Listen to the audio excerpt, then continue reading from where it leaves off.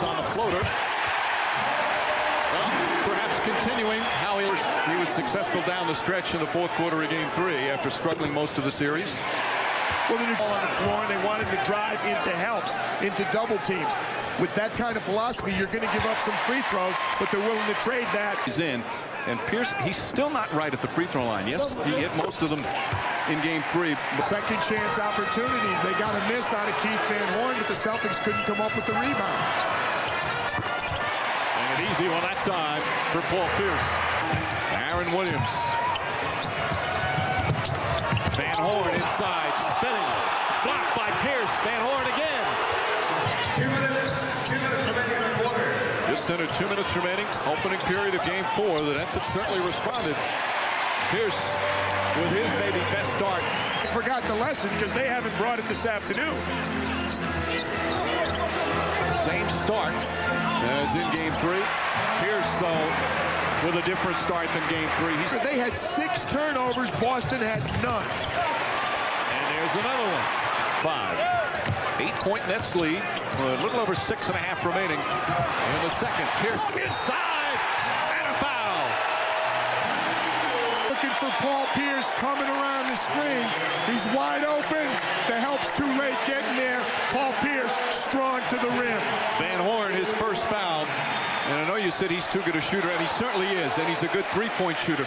But when he takes it strong to the basket, good things usually happen. Either he gets fouled, he makes a basket, or they come and he dishes it off for an open layup. Absolutely. And Paul Pierce said the rest of the team. Rodney Rogers is the only other player who's scored. Paul Pierce is putting the ball on the floor. He's getting looks. He's got to beat 2 guys to do it, but he's working. That's great execution out of an out-of-bounds play. Antoine gets one in transition off the dribble. He gets one again in transition by running the floor. The looks are not coming easy. Got to bounce it, got to beat 3 people.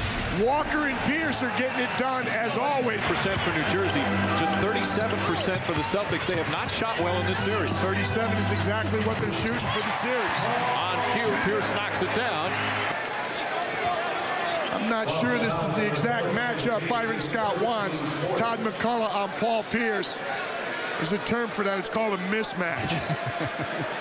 When either Pierce or Walker are on the bench. But right now, you better focus your defense on number 34. 52% of the Celtics offense. And right now, the 2 of them have 33. The job for Boston, no surprise whatsoever, the superstars. Paul Pierce, when he's not double or triple team, got a couple of looks, and he really got them going. Antoine Walker is rebounding, he's out, he's running 2 or 3 times. Pavetta let him go, he finally blew the whistle. Pierce inside. He does that so well going to his left hand. He play with anger and with emotion more often. This is the largest lead of the game now for New Jersey. Pierce quickly erases that with a 3. Paul Pierce as if he was going to draw an offensive foul and force Pierce to throw it to Eric Williams. Pierce drives to the goal. Hot step and puts it in. Splits 2 defenders. Nets have answered all the challenges so far. Walker. Pick and roll, and they force the switch. That's not a bad attempt considering the circumstances. Here comes Harris down the other end, blocked by Pierce, and it's still New Jersey ball. It's all evening, but the referees are clearly letting them play. Lucius Harris thought he was open.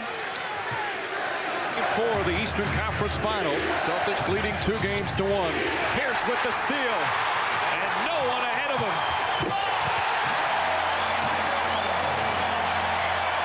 Well, this game here on Monday. It's not just the turnover, it's the points off turnovers.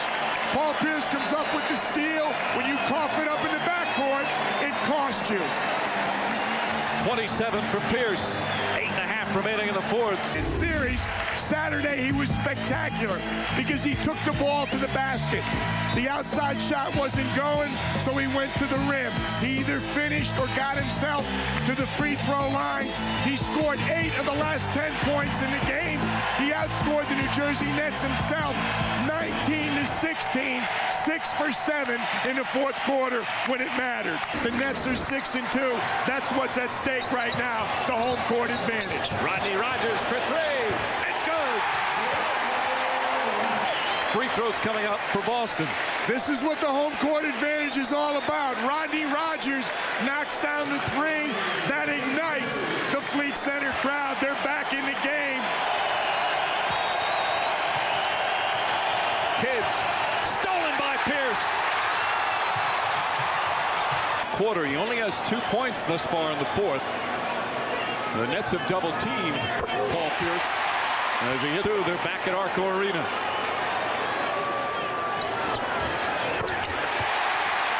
Pierce makes it a 1-point game again. He has the last 6 New Jersey points. Pierce, quick move. Kittles plays him well. Kenny Anderson, the jumper. And he gets the roll.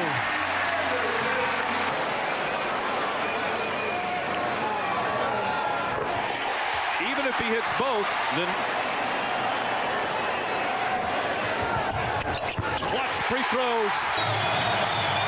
1:20 left. 22nd timeout left for the Nets if they need it. Everyone on their feet at the Fleet Center. Kidd tied up. He doesn't want to give it up. Finds Harris. Harris drives, draws the foul, and he'll shoot 2. Lucius Harris with an aggressive move, and he'll go to the free throw line with 6.6 seconds remaining. Knocks down the first. Nets back up by 1 as they have 2 timeouts remaining.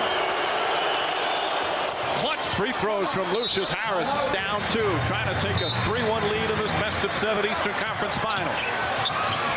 They get it to Pierce. Pierce makes his drive inside and draws the foul. And Pierce will shoot 2 with 1.1 remaining. 2 very critical free throws and 2 pressure-packed free throws. If there's a miss. He's 4 for 4 from the line in the fourth quarter today.